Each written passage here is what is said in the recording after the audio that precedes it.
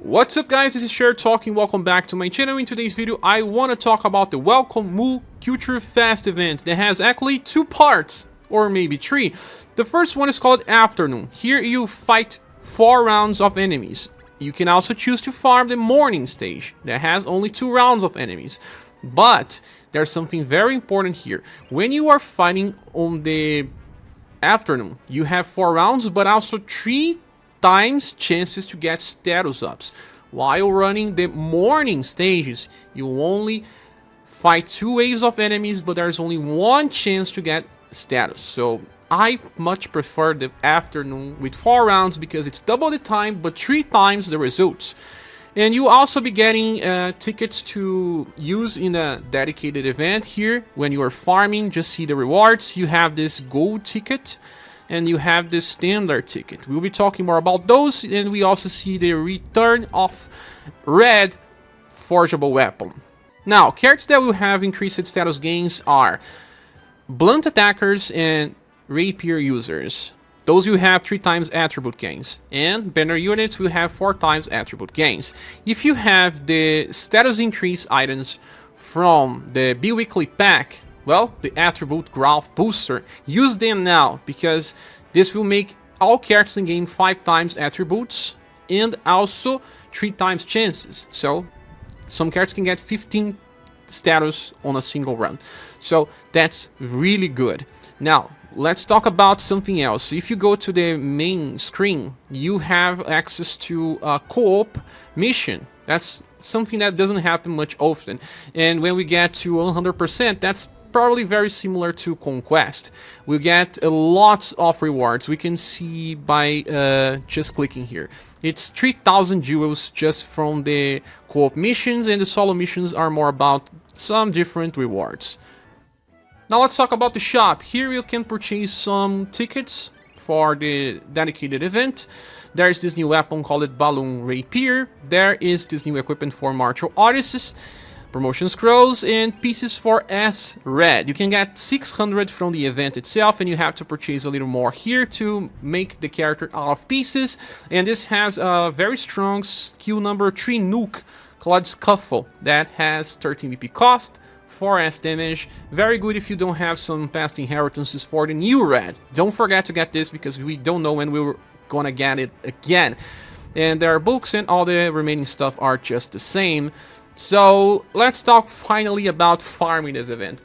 It's very hard. 4 waves is different than our usual stuff, but there are characters that can solo this. From all we know, 3 can solo this event. The first one being Galahad. Yeah, once again, and he does not even need the Remembrance Weapon. Just bring his dedicated one with the Ice Cheeseword Master Stone. Leave his BP cost of Ice Crush on 11, and the Dragon's Stance X formation that will allow him to get BP and attack all waves and solo it with ease. And there we go. First attack will be the AoE one. Icy Mind. Icy Wind. After the first attack, we will have the single target one, because here we have an enemy that has lots of HP.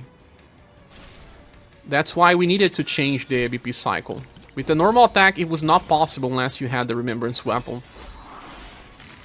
So, yes, he just killed his enemy. These other enemies are pretty weak. Sometimes I kill them even without a chase attack. Let's see. They are already dead, but we got a combo.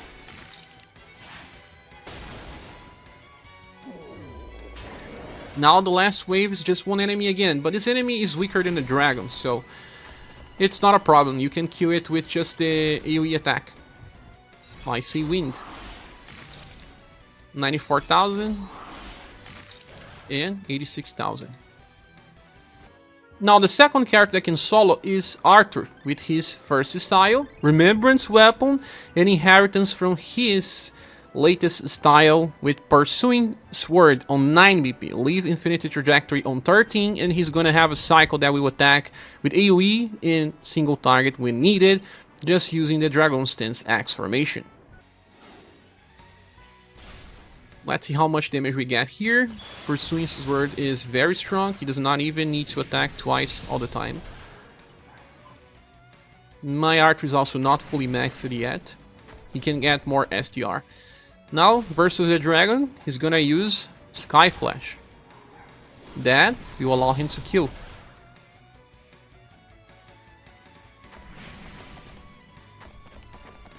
Second enemy, we are back on using AoE. But this time it's Earth Slash, but that's not a problem because his enemies are weak.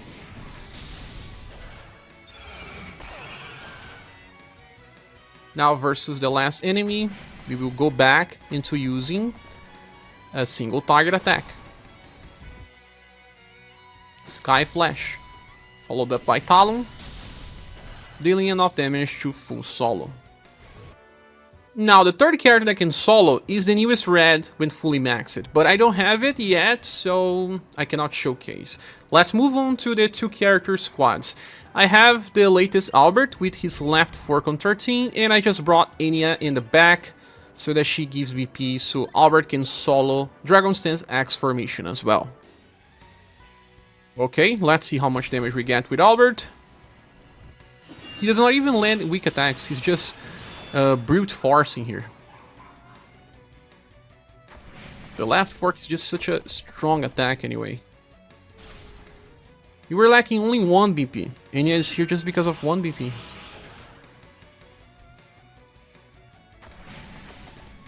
No one else needs to attack. It's all about Albert. But it's good that Anya also buffs status, so he deals even more damage.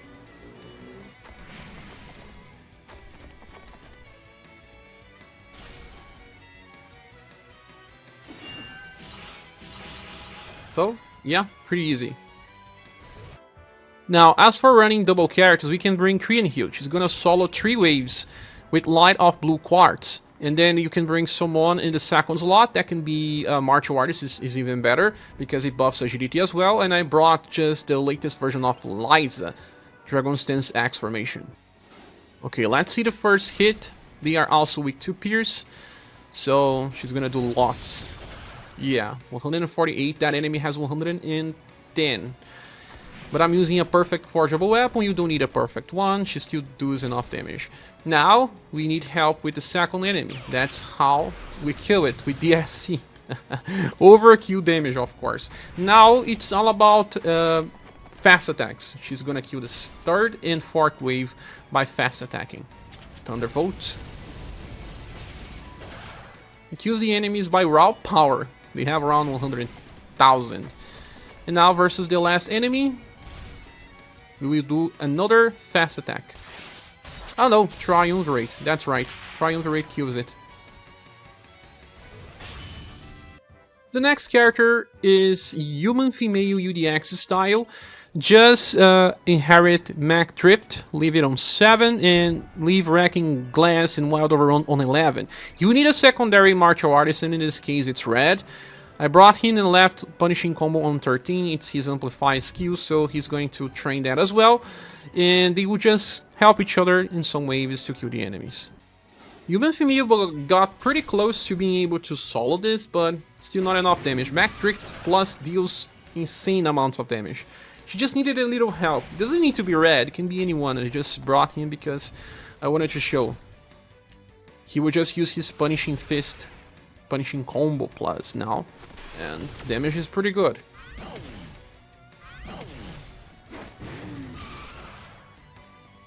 Human Female will save BP because she didn't attack for real here, and we'll use Wild Overrun now. That's stronger than Mac Drift, I guess. Not by much. And now, on the last enemy, it's the combined force of them together.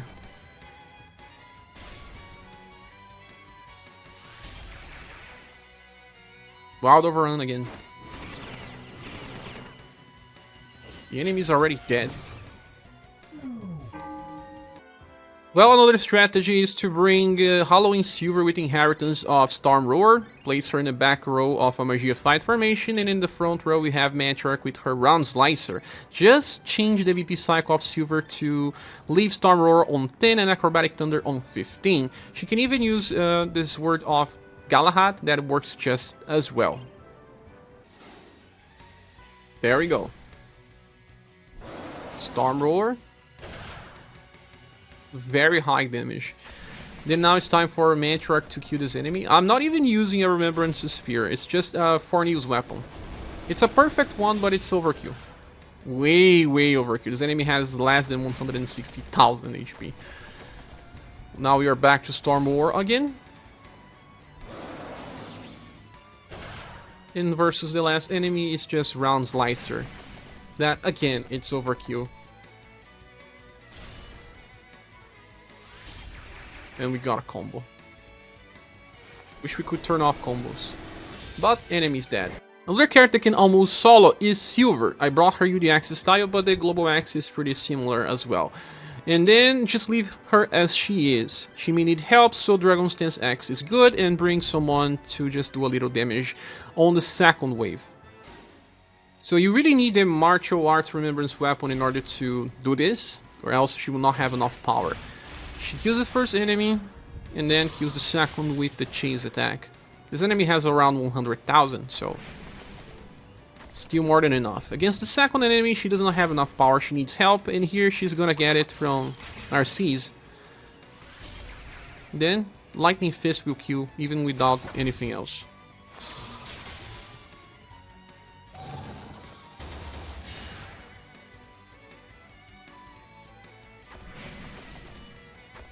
Now these enemies are even weaker than the first wave, so she's going to kill one with See a Whoring Dragon Kick, and this other one with a Chase Attack that deals more than enough.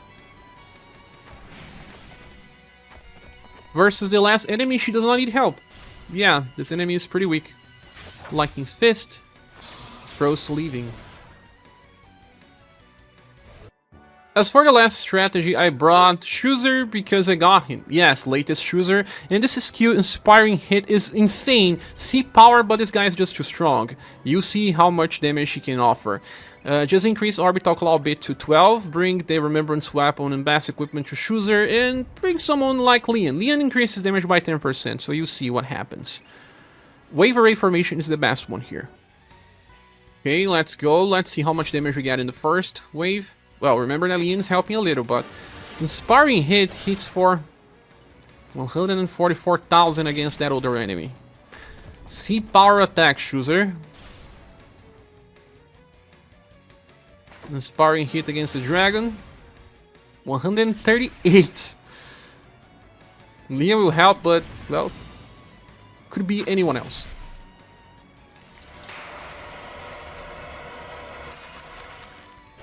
Now he can solo the remaining waves, easily. Even the last enemy he can solo. Let's see the full damage.